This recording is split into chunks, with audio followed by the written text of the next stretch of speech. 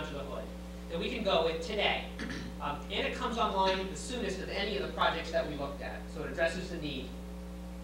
There are no approvability issues. The last Swan Pond design was an approvable project by the state, the School Building Assistance Bureau, and there are no historical issues at the Swan Pond site. And that was a key concern for the committee as we looked at the bachelor. There's no student or staff relocation required.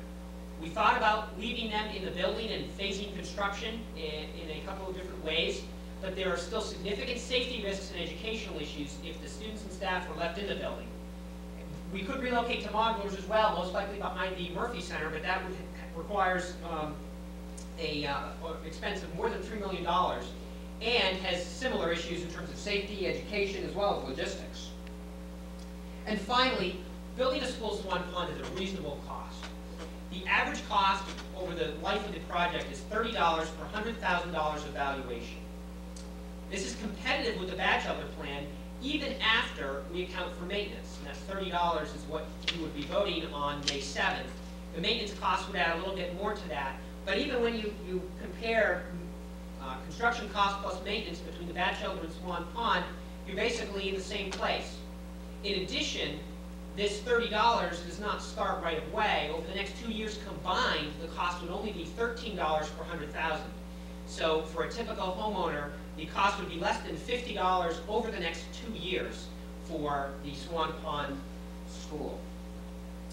I would like to talk for a minute as well about a couple of issues we've got a number of questions on, that being the septic system as well as reimbursement. The good news is there are multiple septic options at the Swan Pond site. Several experts have studied the site. Nelson Hammer, an architect of TLCR. Mike O'Neill, a civil engineer, was engaged most recently by the committee. And then Mike Sorgan, the town engineer, and Martin Fair, the town health agent, have looked at it as well. And all agree that multiple approaches are possible. I don't want to get into too much of the technical detail, but I would like to make it clear that there are three very viable options here. The first is actually to install 2 smaller fields rather than one large one. The second, as was envisioned actually in the original plan, is to use fill under the play fields, which we need to use anyway, to create one large field. That's a field, by the way, which you could never test today because it doesn't exist. We would be creating it. Or finally, we could install a treatment system, and Nelson Hammer has actually been involved with a similar system at a middle school with actually 900 students, so 50% more students at a middle school, and that costs less than $100,000. So the proposed budget has sufficient contingency to fund any of these options. So we feel quite good about the septic situation. And regarding reimbursement, the reimbursement prospects are good. The last version of Swan Pond was considered an approvable project by the state. Second, the bachelor is overcrowded by state standards, placing the project higher in the state's priority list. And I know a lot of people have gone to the state's website, which had a recent advisory from the School Building Assistance Bureau on how they will be evaluating projects. The state fiscal situation has forced them to prioritize more.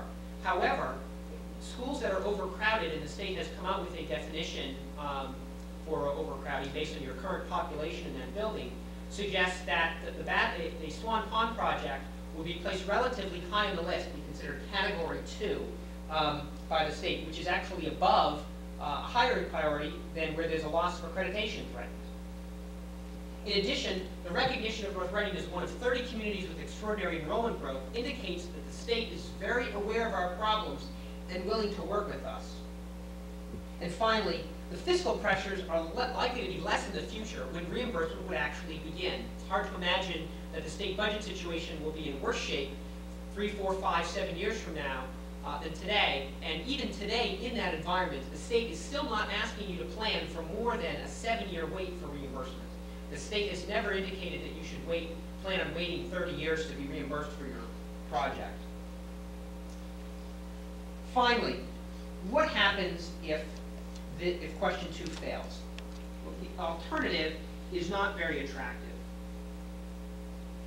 The alternative to a long-term solution is costly. We would need to spend $6 to $7 million for the bachelor, as well as spend money on future modulars to buy them as they fall into disrepair. Frankly, just end the end of their useful life. They just don't last as long as permanent construction. And in addition, we face approximately $4 million in higher operating costs because of using the modular classrooms in that configuration over a 25-year time period. All elementary schools would be impacted as well. We need to redistrict one grade 1 to 5 section from the Batchelder to the Little. Centralized K would continue at the Hood, and we'd need probably lose specialty spaces at the Hood and Little. Those are rooms like art, music, computer, etc., to reclaim those as full class, regular classrooms. And relocation would still be necessary if question 2 is not approved.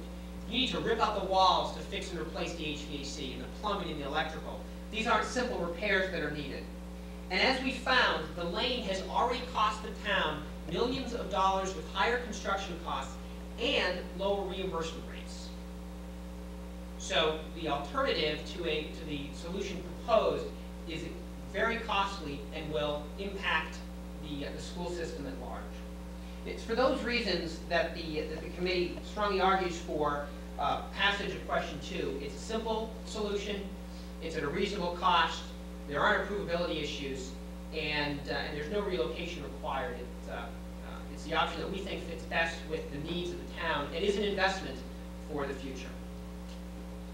Thank you very much for the opportunity to go through that, and look forward to seeing everyone on May 7th.